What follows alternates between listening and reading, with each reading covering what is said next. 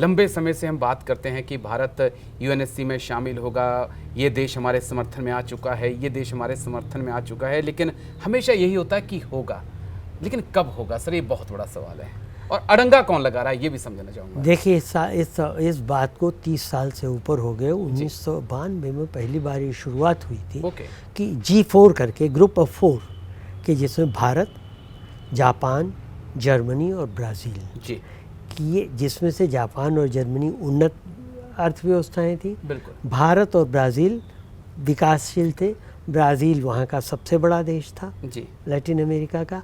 भारत चीन के बाद दूसरा सबसे बड़ा देश एशिया का था। ठीक सर। तो ये हुआ था, लेकिन इसके तुरंत बाद अगले ही साल 1993 में, अगर मुझे याद है तो 1993 इसके खिलाफ कॉफ़ी ग्रुप बन गया 30-25 देशों का। अच्छा। जिसमें ऐसे थे जो कि इन सारे देशों से जिनके प्रतिद्वंद्विता थी। ठीक सर। जर्मनी के खिलाफ इटली, भारत के खिलाफ पाकिस्तान, ब्राज़ील के खिलाफ अर्जेंटीना और जापान के खिलाफ चीन, कोरिया। ठीक। ये 4 प्लस और आकर के तो वो दूसरी दिशा में हो गया। फिर आया कि नहीं, अफ्रीकन कंट्रीज़ को भी मेंबर बनाना चाहिए।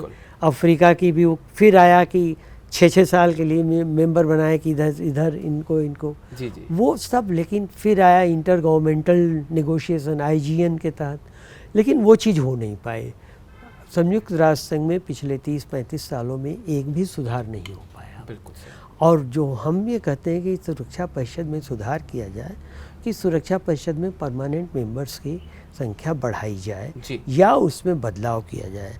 जब 1945 में विश्व युद्ध खत्म हुआ तो जितने विजेता राष्ट्र थे सब ने मिल करके ये 5 अपने उसमें बांट लिया।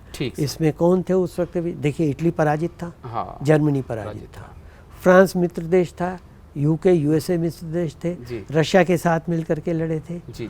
और चीन यानी फार्मोसा यानी जो नेशनलिस्ट चीन था, ताइवान जिसको आज कहते हैं, पहले वहाँ नेशनलिस्ट गवर्नमेंट बीजिंग में थी, सन याट सेन की, तो वो गवर्नमेंट अमेरिका के फेवर में थी जी। तो इन लोगों ने मिलकर बांट लिया। उसके बाद 71 में जब अमेरिका ने मेन लैंड चीन को मान्यता दे दी जी, तो उन्होंने कहा ये मान्यता दे दी ताइवान को। ठीक है। तो ये किसी को ऐड नहीं किया गया, रिप्लेस किया गया, कि ये कहा गया कि नहीं ये असली नहीं, असली ये है। ठीक है। तो एडिंग रिप्लेसिंग नहीं, एडिंग डिलीटिंग नहीं हुई। तो अब उसके बाद जब एक बहुत बड़ी वो है कि सुरक्षा परिषद की कोई भी इम्पॉर्टेंट मसला जो है संयुक्त राष्ट्र संघ में, उसके लिए अगर महासभा भी कुछ करती है तो उसको सिक्योरिटी काउंसिल की परमिशन जरूरी होती है। और सिक्योरिटी काउंसिल में अगर एक भी देश ने मना कर दिया जी, तो प्रस्ताव गिर जाता है। ठीक, 5 में से कोई एक भी मना कर दे। तो ये नेगेटिव है, वीटो पावर जो है ये नेगेटिव न्यूसेंस वैल्यू है, इसकी नेगेटिव वैल्यू है। ये नहीं कि वीटो पावर होने से आप अपने पक्ष में कोई प्रस्ताव पास करा लेंगे। ये है कि आपके विपक्ष में कोई प्रस्ताव आपके खिलाफ जा रहा हो तो उसको आप रुकवा सकते हैं।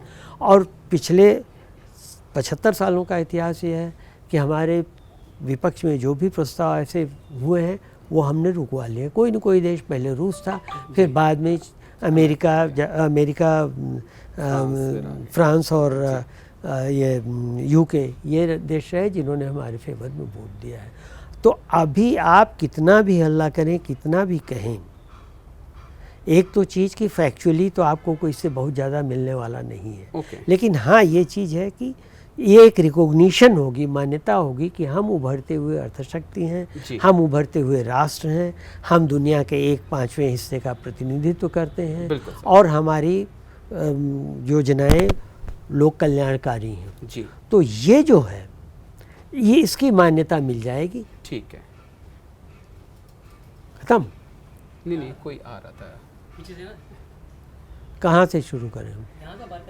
हाँ, तो अगर किसी भी देश के खिलाफ कोई प्रस्ताव आ रहा हो, उसको रुकवाने का काम वीटो पावर करती है। वीटो पावर ये नहीं करती कि आपकी ओर से किसी प्रस्ताव को पारित कराया जाए। ठीक है। हमारा इतिहास ये रहा है कि पिछले 75 सालों में हमें या तो हमारे खिलाफ आए प्रस्तावों में या तो रूस ने वीटो किया है जी। हमारे पक्ष में, या अब बाकी ये 3 देश जो हैं, अमेरिका, यूके और फ्रांस, इन्होंने किया है।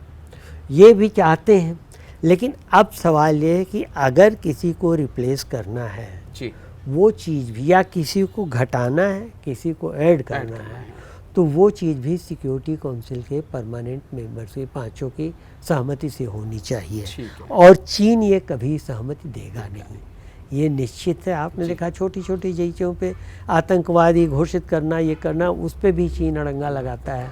तो चीन से ये उम्मीद करना कि वो हमको सिक्योरिटी काउंसिल में बनाएगा, ये बेवकूफ़ी है। इसलिए हमको क्या करना चाहिए कि चीन एक बनिया देश है, ओके, एक व्यापारी देश, ठीक है। जब तक उसके व्यापार पर प्रहार नहीं होगा तब तक वो नहीं मानेगा। तो उसकी मिलिट्री शक्ति, सैन्य शक्ति और अर्थ शक्ति, इस दोनों पर प्रहार होना चाहिए। सैन्य शक्ति तो हम धीरे धीरे अपने यहाँ मेड इन इंडिया करके और लेके बढ़ा लेंगे, लेकिन जो अर्थ शक्ति है उस पर प्रहार होने का एक ही वो है कि इस सब के बावजूद अभी देखिए चीन के साथ हमारा व्यापार जो हमारे बड़े घाटे में है। बिल्कुल। 113 खरब डॉलर का, 113 अरब डॉलर का व्यापार हमारा चीन के साथ होता है। ठीक है। उसमें से 92 अरब डॉलर चीन हमें भेजता है, बाकी जो है 23 अरब डॉलर वो हम भेजते हैं। तो 77 अरब डॉलर, 78 अरब डॉलर का नुकसान हमें हो रहा है। ठीक है सर।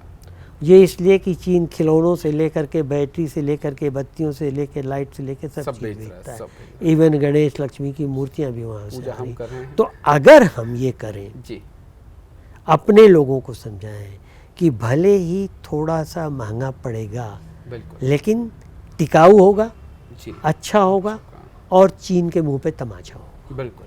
आपको याद होगा अभी कुछ दिन पहले जब मोबाइल फ़ोन कंपनीज़ को हमने कहा था कि नहीं, बिना परमिशन के नहीं आएंगी, तो सीधे सीधे चीन को चुभ गई थी और चीन ने कहा भी था, ऐतराज़ भी जारी किया था जी। तो जब तक हमें ऐसा करके जब तक चीन कमज़ोर नहीं होगा, ताइवान कमज़ोर था इसलिए उसको फेंक दिया। जब तक चीन कमज़ोर नहीं होगा उसको नहीं फेंक सकते, फिर वो हल्ला मचाता रहे जी। तो ये चीज़ खुद को मजबूत, हाँ, खुद को मजबूत करना होगा। और ये चीज़ जो है ये ज़्यादा मुझे कॉस्मेटिक लगती है। ओके, कि हाँ भाई आप मेंबर हो गए, टाइट कॉलर वाले हो गए, क्यों भाई उससे आप करेंगे क्या जी।